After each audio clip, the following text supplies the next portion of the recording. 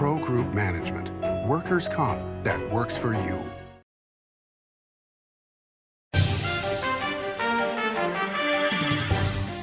Welcome to Nevada Newsmakers. On the broadcast today, a great Power Pundit panel with Russell Rowe, Helen Foley, and John Oceguera, here for the whole show on an all-new Nevada Newsmakers.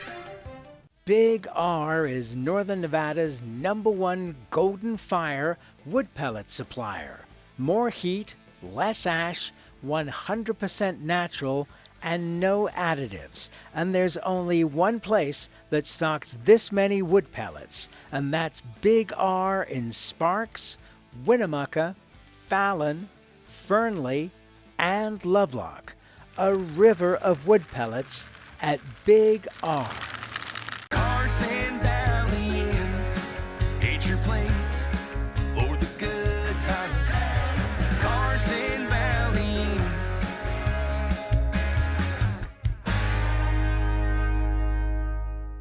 The casino industry drove Nevada's economy for decades. By the 1990s, however, the state's sole industry was in sharp decline. Many were losing their homes, many were leaving the state. Is Reno on track to be the Detroit of the West? Was an October 2010 Reno Gazette-Journal headline. Nevada knew it was time for a change and a time to diversify.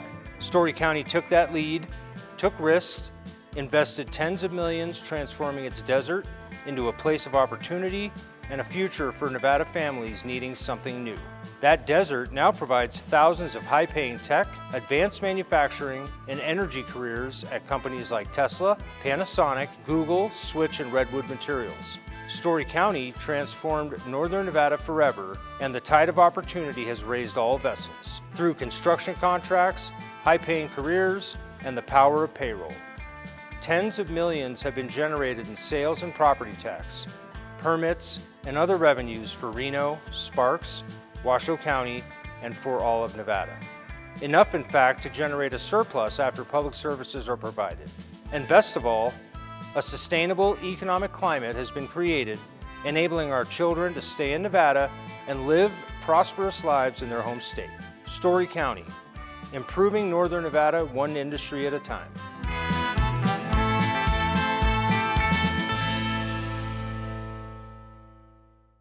This is Nevada Newsmakers with host Sam Shad, a no-holds-barred political forum. Now, from the Nevada Newsmakers broadcast headquarters, here is Sam Shad. And back on Nevada Newsmakers, we are very lucky to have a terrific pundit show for you today. Russell Rowe joins us. He's the managing principal with Rowe Law Group. Helen Foley, former state senator, is president of Foley Public Affairs. John Oceguera with Strategies 360 is the former speaker of the Nevada Assembly. Welcome to all of you. Thank you for doing this. Russell, I just want to start out with you and talk about this Republican caucus primary for the presidential race.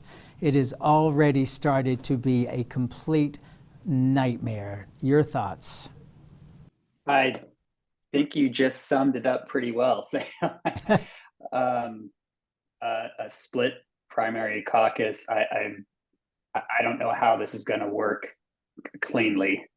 It's probably going to be a pretty good disaster, I suspect. Helen, I think besides being a disaster, it's going to be a total embarrassment for Nevada. You know, people are already screaming that Nevada has done what Colorado and Maine has done, and they've kept President Trump off of the ballot, and how could we do this? And there needs to be an uprising. They don't even realize that he did not file for his candidacy in the primary. It's just a total disaster. And the Republican Party structure, not all Republicans, but the Republican Party structure knew what they were doing, and they're just going to have to be totally embarrassed by all this. John, it just seems to me, well, first of all, from a financial point of view, that Nevada has lost out on all this political advertising that would have come if President Trump had been a part of the primary. Yeah, I agree. That's just one factor here, and I agree with my colleagues on everything they said. And in addition, I think it's just going to be so confusing for voters, right? Like most folks aren't really paying attention, and so they're going to go, where do I go? What do I do? Do I do I go vote here? Do I go to this caucus? What do I do? So the confusion is just going to add to the disaster in the making. Well, Russell, we have seen over many cycles that the Republican Party itself has been put aside by private groups who have run campaigns without the Republican Party. Does this diminish the state Republican Party even more? Not Republicans, but the state party. Yeah, I mean, I guess so. But I'm not sure how much more diminished the state party can get. I mean, it's been. I'm not trying to be like, throwing stones or anything, but honestly, you look at it over the last 2 decades, and what has it accomplished? I mean, it hasn't. I mean, Republicans, won in 2014, but I think that was more because Democrats didn't put a legit government or gubernatorial candidate on the ballot. I think it speaks more to the party process and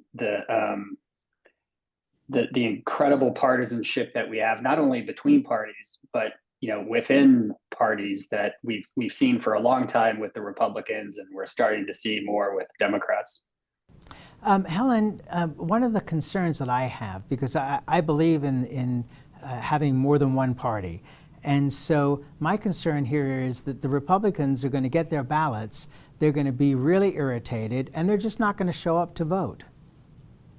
Well, we have an equal number of D's and R's in the state. So the R's are still very active. But I mean, this is totally embarrassing when the people that have led this charge to have this caucus are those that are in deep legal trouble over the fake electorates. I mean, all of it is just, as John said, a total embarrassment for the state of Nevada, for the Republicans in Nevada. So, John, do you see a future where there's another division of the Republican Party that is formed of more moderate Republicans? Because, all three of you work as lobbyists. And as I've said many times on this program, if you're a lobbyist and you're not honest, you're not in the business very long. You have to be a good source of information for legislators on both sides of the aisle. And it just seems to me that part of being a lobbyist and part of being a legislator is getting things done. And that needs to happen. John, how does this go forward? Yeah, I do think there is a light at the end of the tunnel. Governor Lombardo has done a good job. And, Sam, I'm a Democrat, but I will admit he has done a good job. And I think he sees the potential for a disaster here and is trying to move towards unifying and, doing professional campaigns that will elect folks that can go to Carson City and work together. I do see a light at the end of the tunnel as far as that goes. Now, is that going to happen this year or 2 years from now? I'm not sure. It'll take a minute for sure, but I'm happy to see that the governor has tried to work with Democrats, that he's tried to come with good policy, that he is working on the campaign side. So, even as a Democrat, I can say, he's doing a good job, and that is the light at the end of the tunnel for these guys if they can continue to go that direction. And he's certainly, Russell, working to get what he considers to be good Republican candidates running. And that seems to be, when you look at the various trade associations around the state, that everybody is trying to get good candidates to run, whether they be Democrats or Republicans, and get more moderate people in so that you all can get work done for the people and for business. Yeah, I mean, that's kind of echoing off of what John said. It's really interesting, right? You have two parties that are really not 100% functional, one much less functional than the other, but they're often run by the extreme sides of their parties, and you end up having the elected officials, the top elected officials in each party, really taking the lead and creating separate campaign structures to seek out really good candidates and try to get them to run and win. And obviously, they all want to win their seats, but to try to maintain some semblance of balance in Nevada. And I think, privately, I think there's agreement among moderate Republicans and moderate Democrats that we need to have good balance in this state. We need to have good moderate policymakers in this state. And I think the leadership of both parties are trying to do that, somewhat against the grain of their own state parties. Helen, one of the problems is that these campaigns are so ugly that if a businessman, for example, wanted to run for office, why would they put themselves in that position to be attacked so viciously as they would be? Well, since I ran for office, things have changed dramatically, and it has gotten very ugly. Getting back to the issue of the party not being what it should be, the Democrats had a problem a few years ago, having a chair of their party not in sync with the candidates that were running. And so the candidates took over the party, and Catherine Cortez Masto was reelected, but they didn't rely on the party to do that. We'll see that now with Governor Lombardo. He is trying to grab the reins a bit and dictate who the best candidates are. It's a hard thing to be attacked. No one likes that, but you need to have money to run. You need to have an effective message. All right, well, let's talk about a specific campaign and one that's not going to run. John Ross Miller not running for re-election on the Clark County Commission, some say the most powerful body in the state beyond the governor. Your thoughts on Ross not running? Yeah, I wasn't surprised by that, to be honest. Ross is doing some business things and kind of seems a little bit disengaged on the county commission currently. And he's going to be in a battle of his life, right? Like, this is going to be a very, very challenging, was going to be a very, very challenging race for him.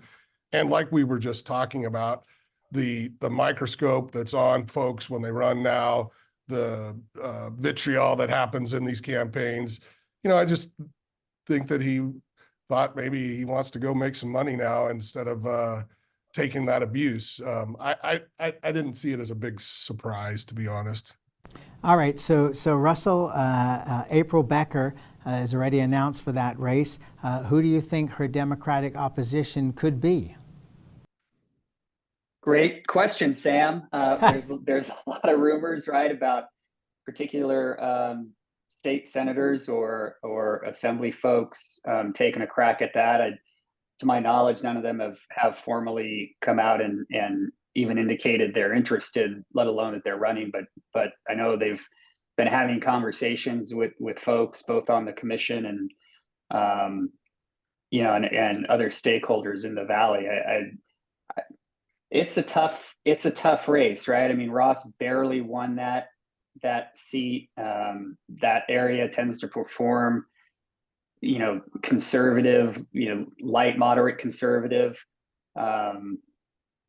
Republicans seem more energized going into the presidential election, at least right now. And April is a formidable candidate. She hasn't won, but on paper, she's certainly a formidable candidate. That doesn't certainly discount any Democrats who may run, especially those who are incumbents in that district. But it's a challenge. And if you're an incumbent and you have a safe seat, you really got to think long and hard about whether to take on that challenge. Okay, so Helen, you want to throw out any names here? Well, I just want to throw out. Do you like that answer, Sam? Yeah, I just want to throw out some thoughts on that. It's the level of sacrifice that people have to make to serve in public office. And I think one of the greatest sacrifices is serving in the legislature if you are from Southern Nevada, because you move up to Carson City for 120 days. You can't get work done if you're in private practice or, working for someone. So it could be very appealing to some legislators who want to come home, still serve the public, as Marilyn Kirkpatrick has done, and others. You see that, well, and we've had quite a few move from the legislature over to the county commission. You don't make much on the county commission, and I'm sure Ross Miller could be far more successful in private practice financially than he has been in that position. But no, I don't have any names right now. All right, so then I'll throw this to John, which is Tick Segelblum, now chairman of the Clark County Commission. I wrote to him the other day and I said, I guess this just means we'll have to have you on more often. Yeah, well, I think this will be fun. Tick, to his credit, has been ahead of his time on a few things that, quite frankly, I didn't think would happen as quickly as they did. So I don't discount, Tick in any shape, manner, or form. But some of those ideas are generally a little bit ahead of their time when Tick is talking about them. So it'll be fun. I think the commission meetings might be a little longer too, which is not probably something I want to see, but maybe there'll be snacks as well, so that might help things along. It was funny to me in his last race for the county commission when he was accused of not being liberal enough. And I just thought that was maybe the funniest thing I'd ever heard. Let's take another break, or a break, and we'll be right back with this terrific panel after this timeout. It's a good time to eat. It's a good time to play. It's a good time to win. Ooh, your good times at Tamarack. The Nevada Builders Alliance has been protecting the interests of the construction industry for over 50 years. Our programs save members thousands of dollars every year and allow them to provide much-needed benefits to their employees. Our industry also allows Nevada to grow. If you're thinking about a career in the construction industry, reach out. And if you haven't thought of a career in construction, what are you waiting for? We are the Nevada Builders Alliance. Safety is the #1 priority for the trucking industry. Over $7 billion a year is spent on technology like this electronic eye that will apply the brakes automatically. But the most important factor for safety is the truck driver. These hardworking men and women who safely move over 70% of our nation's freight and 94% of Nevada's. We thank you because trucks move America forward. Pro Group Management offers workers' comp services to a growing number of industries. As businesses grow and change with the times, the need for a solid workers' comp program must be flexible and up to date. The evolving nature of regulations can make staying ahead of complex tasks challenging. But Pro Group Management simplifies the work so your industry can move forward and succeed. Pro Group Management, workers' comp that works for you. This is Nevada Newsmakers. And back on Nevada Newsmakers, we have a fabulous panel here on the show today. Russell Rowe is here, Helen Foley, and John Oceguera. I was in D.C., Russell, a couple of months ago, and I was talking to some of the people that were part of the financial end of the campaign for Steve Sisolak, and I was mentioning to them that he had $15 million, which was a huge amount of money, in my opinion, for a candidate for re-election for governor. I mean, I remember when we were shocked that Kenny Gwynn had $3 million, but this was $15 million. And they looked at me and they almost started laughing and they said, in Nevada, $15 million is really not a lot of money. How does that strike you? Seems like a lot of money to me. I mean, these races are now run so much on television and it's gotten so expensive that I guess I shouldn't be surprised either. I probably would have been in your camp, Sam, but folks you were talking to sounds like they know what they're talking about, and it's the numbers just continue to get more and more obscene when it comes to campaign financing. So Helen, what are your thoughts on the big race that's coming up here? Obviously, Jackie Rosen is going to be the Democratic candidate for re-election here. And what I would have thought would have been a huge positive for her, which would have been the Abraham Accords, may not turn out with what's happening in Gaza to be such a strong point. What are your thoughts on that? Well, in looking at that war, you don't just look back 5 or 10 years, but it's centuries of battles with those different sectors of people. And it's a very hard thing. I was so proud of President Biden getting in there and trying to pull back, make sure that hostages were taken care of before they tried to destroy Hamas. But there is such hostility that it's something that it's very hard to get your arms around. I think Jackie will certainly survive this. I think she's a very good senator. We've got many months before, but there's a lot of anger, especially with younger people. And you see what's happened on college campuses, and it's like something we've never really seen before, getting involved in foreign affairs, but not really totally understanding the full ramifications of what's going to happen. It's nothing new. They have not gotten along, even though they have had accords. They have not gotten along ever. Well, John, if we talk about students and wars, do we have to go back to the Vietnam War to look at this situation? Well, I think that this could potentially be one of those things that gets younger people involved, and not unlike the example you just gave. So maybe, yeah, maybe that is a potential analogy that you could draw on the political side. All right, so we're talking about younger people, and then we're talking about a president in his early 80s and a likely challenger in his upper 70s. How do those two things coincide, John? Well, that's good. That's a great question. I don't know. You know, I think young folks do look at the candidates and take Biden out of the picture here, but the folks that have been there for decades and decades and think that there ought to be someone that's more like them, right? More in tune with their way of thinking.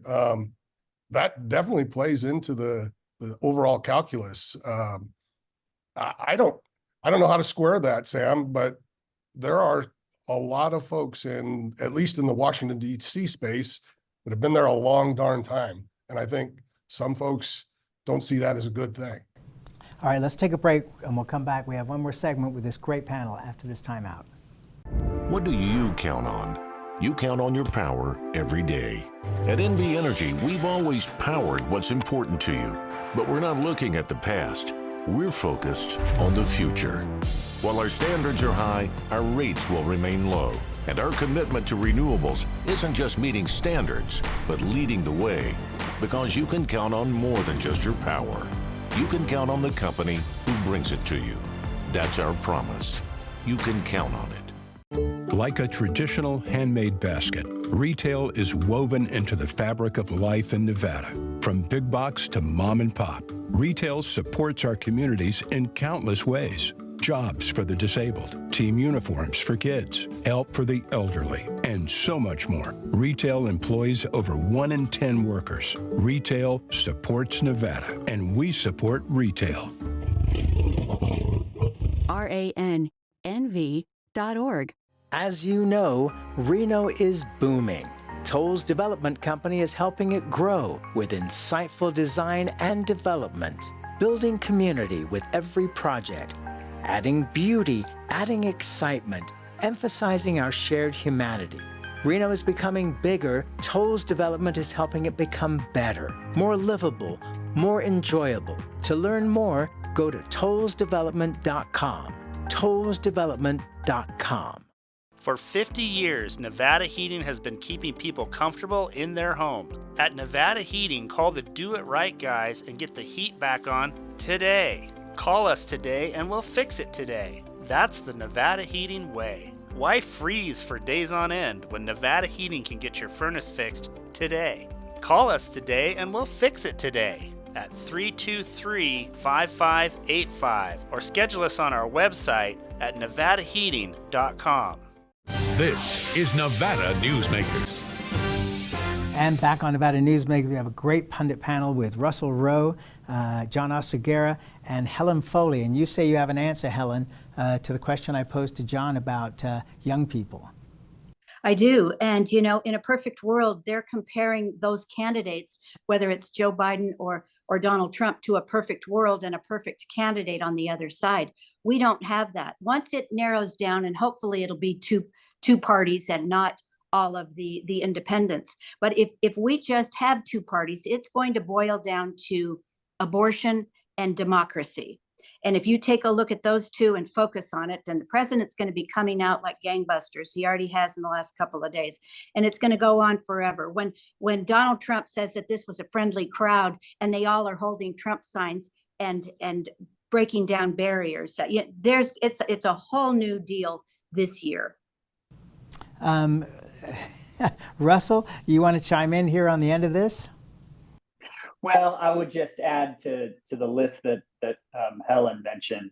I would throw immigration in there. I think that issue is really driving a lot of the more recent anger and more broadly the frustration that just really exemplifies the inability of the two parties to accomplish just about anything that this country needs fixed. You know, it was funny. I was taking a taxi ride back from the airport the other day, and the taxi driver, who was Hispanic, was complaining about what's happening on the border. And I thought, that was fascinating. But is this the thing that finally moves our congressional delegations across the country to finally come up with some kind of fix for immigration, either in this or the next session, before this thing blows up completely? It's been since 1986. Listen, Russell Rowe, Helen Foley, John Oceguera, what a great panel. Thank you all so much for doing this, and we hope to see you soon. Thanks, Sam. Thank you. Thank you. All right, bye-bye now, and we'll be right back.